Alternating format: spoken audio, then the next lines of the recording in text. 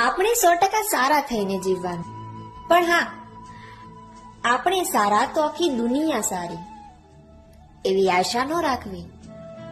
કેમ કે પાણીને ગમે એટલું વલોવો તો પણ એમાંથી માખણ તો ન જ નીકળે. એ તો જેના પેટાળમાં જે હોય ને, આપણને એ જ આપે.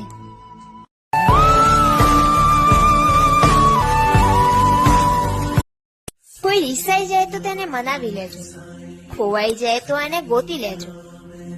પણ હા, જો કોઈ તમને છોડીને જાય ને, તો એને ફરી પાછી તમારી જિંદગીમાં ના લાવશો.